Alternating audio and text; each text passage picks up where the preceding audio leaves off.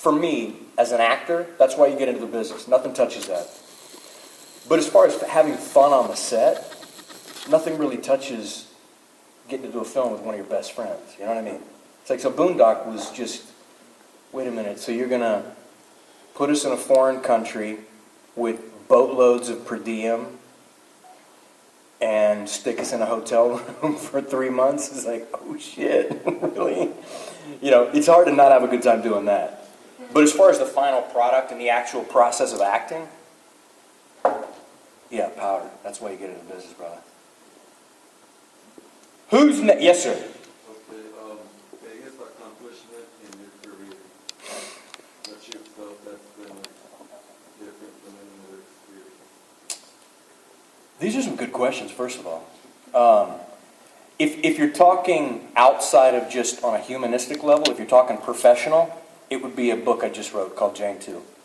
There's nothing that touches that level of the feeling of achievement. And I'm not saying that it warrants that feeling, but I'm saying for me, it was a big task that I love doing, and I'm glad that I did. And that you're able to leave something, hopefully indelible, on the planet. People may like it, they may hate it, but that's irrelevant. If you're asking me from my perspective, what I'm most proud of, two things. Brazilian Jiu-Jitsu, my black belt in that, and Jane 2, the book. Professionally, outside of just being a human, and family and other things like that, it definitely be, I'm proud of my granddaddy, but I don't need to mention that. As far as professional things, without question, that book, it's you always feel good, You learn a lot by documenting moments in your life. That conscious unpacking of your own closet teaches you a lot about yourself. So it was a wonderful experience for me. It was a cathartic experience for me. It was a you look at yourself through a microscope, and just documenting that. It just changes who you are in a little way, without getting all too weirdy about it. But it was just a wonderful experience for me, and I'm proud of that. Whether 2 people read it or 200,000 people read it, it's just something that I'm proud of. Another long answer to a short question. I could have just been like, powder, man. But I ain't cut from that cloth. Who's next? Yes, Pepsi. Thank you. Weirdest question you've ever been asked? I've been asked some fucking weird questions. Raise your hand if you're under the age of majority. Oh, Rowan, yeah. I gotta censor a little of this shit, so... No, you don't. She's good. No, you don't. You have no idea where I was gonna go. And I was gonna go there. Earmuffs. Oh, come on. I've been asked some weird fucking questions. I'll cover. I have... How are you doing? Holy shit. How are you doing? Good to see you! I've been asked some weird fucking questions. Bizarre ones.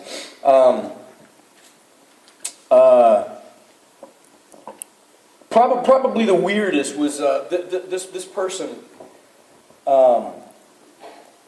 came up, and a very good artist, by the way, and had a folder, like an artist portfolio, and just opened up all these pictures, these hand-drawn. I mean, they're beautifully done. But earmuff that shit right now. They're of me and Rita fucking each other. and she's dead serious. I'm looking at these, I'm like, if it wasn't, like photos. I mean, artistry, I'm like, this person can draw. Little unnerving seeing me. It was just fucking weird. And she started asking about how our relationship developed, and I'm like, I don't. And she was convinced. I mean, just on a little different planet that I exist on, and I almost, and she's looking at me like, and I'm like, I can't. I'm not gonna lie to make it seem like you wrote this from something. I don't know. I mean, they're great pictures, but he's a friend, man. We don't, it's not like that. And she was asking me, she would just, like, no, speed bump. Bitch would just jump over the fucking speed bump. I'm like, we don't have a relationship like that. Okay, well, but when the relationship started, how did, I'm like, no, dude, back up to the first one. We don't have a relationship like that. Well, when your thumb was in his underwear, I'm like, we don't. It's bizarre, Whenever you get into that conversation, you're like, okay, fuck it, okay, yes, we did that. I don't know, it's like when they're just not hearing it. That was the weirdest conversation I've ever had for like 15 minutes, and it's bizarre because the art was fucking phenomenal. It's like that Van Gogh's ear. Motherfucker chopped his ear off. You gotta be crazy to have that level of talent in a certain area. This chick could draw, man. I mean, these sketches were like, holy shit. Like every wrinkle on my face was perfect, and she just captured everything. But doing shit, I don't fucking do, man. I don't know, man. You can unmuff that now. It's probably the weirdest. Yes, sir. How did you get the role of young Indiana Jones? No fucking clue. How did I get that? The real answer is, it's funny when the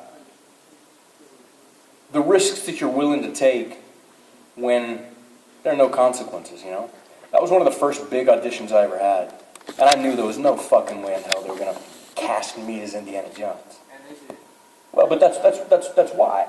Because I didn't have a snowball's chance in hell. So, you walk in the room, you're like, what's up? Oh, fucking George Lucas. Holy shit, that's you. You don't give a fuck, because you're just like, this is a ride. I'm never going to get this role, so I might as well have fun. You know what I mean? But then I'll be honest, it's another great social experiment, because if you look at my auditions for Young Indy, the closer it got to a reality, I'm sure the more they sucked. And that's a great exercise of examination of like the human spirit. It's like whenever there's consequence, like holy shit, the stress level goes up. Like this could be a reality. They could cast me as this role. Suddenly you're very self-aware, and your ability to perform and really just become somebody else is restricted immensely. And I saw it happening in real time. I remember the first meeting I ever had, I was just like, never going to cast me in this. I didn't give a shit. And I bet that was probably the best audition I've ever had. Because I didn't give a fuck. And then slowly but surely I started to give a fuck. But obviously they didn't care. They still cast me. I have no idea why they cast me for that. I have no idea. I had a wonderful time. I rode a horse to lunch. You know what I mean? You have a job where, okay, thought you made lunch. It was crazy, Loved that job. It was great. And I'm glad they did, Who else? Yes, brother. Do you have a favorite scene when you're shooting Boondock Saints? All of them. All of them? Again, criteria for answering. You talking about the final product, or you talking about like on the day? On the day. On the day shooting it? I mean, as far as an actor, I think everybody dreams of ripping a fucking turlet out of the ground. I know I did for years. Jumping up on the table, the courtroom scene. But, that movie was... Whenever we shot the AC vent, when we come crashing out of the roof, they had a camera glitch. And me and Rita were up there in this AC vent for fucking 2 hours. It's like 108 degrees in there. So when we drop, we're wringing wet. If they could have filmed the shit that happened in that AC vent, you'd have an entire movie. Because it's two dudes kicking the shit out of each other. Then at one time we took a fucking nap. You know what I mean? Then we wake up, we talk some shit to each other, beat the shit up. Come on, hurry up. Because we're in an AC vent, waiting to fall out of the sky. That was. I didn't like it in the minute, on the day, but in hindsight, it's pretty fucking funny. I mean, we still relive some of those conversations. That mostly had to do with what we were doing outside of the filming. Specifically at a place called Brass Rail. But it's another story for another time. Hey, welcome! You're fucking late, but, glad to have you. Who's next? Yes, ma'am. Do you still remember the prayer from Boondock Saints? Do I what? Remember the prayer from Boondock Saints? Fuck do you think? I can still remember what Table 8 ordered in 1992 when I worked at TGI Fridays. Potato skins with sour cream, plain, chives on the side. Yeah, it's a steel trap. Seriously. Yes. What? Can you say it? No. Do you know your social security number? What is it? Oh, shit! I'm dead serious. It's a weird thing in my game. You know, when I order something online, I put in my credit card number and all that. I don't have to get it out of my wallet. I don't have to do any of that. I know phone numbers. I don't look at my... Everybody I call, I know their phone number. It's weird because, you know, the smartphone era did something weird to people, you know? Like, if you lose that, you're fucked. I don't know, but I come from that era where it's all up there. I mean, so many people, they don't know their mom's phone number because they just hit mom. You know what I mean? It's important to know that shit. Do I know the prayer? Fucking shame on you. Of course I know the prayer. Who's next? Yes. What was it like to work with William Dafoe? It was good. You know, everybody says that Willem Dafoe is a method actor, you know? I don't know if you guys know what a method actor is, but a method actor, these weird motherfuckers that insist that you call them by their character name, and they never break character. Like if you're playing, I don't know, a heathen, you act like a heathen at lunch, whether you're in front of the camera, behind the camera. And you know, I've heard these stories about him being a method actor and only reciting lines from the scripts, and only one aspect of that is true. He only ever recited one line from the script, and it was only when he was around me, for whatever fucking reason. I remember one of the first times I met him, we went across the street from the hotel. We were in Toronto, Canada. Went across the street from the hotel and we were ordering pizza. Hang on, I'm getting a text. Okay, look at that. It's fucking Rita's. No shit, look at that. You guys want to see what he said? Yeah. We should call it that. Hang on. Let me see what fucker said.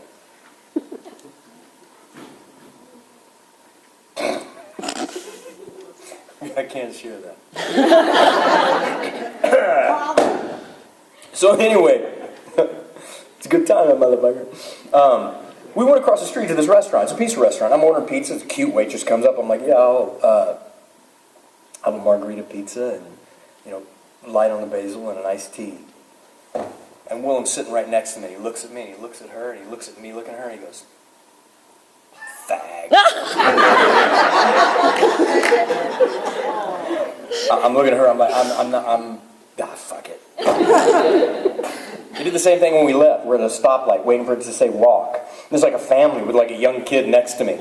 And it turns green, he just looks over at me, smacks me on the chest, fag. I'm like, he was a funny dude, you know. You hear these stories about, you know, some dude being a method actor and like being hard to work with. Couldn't be further from the truth, you know. You know, it's funny.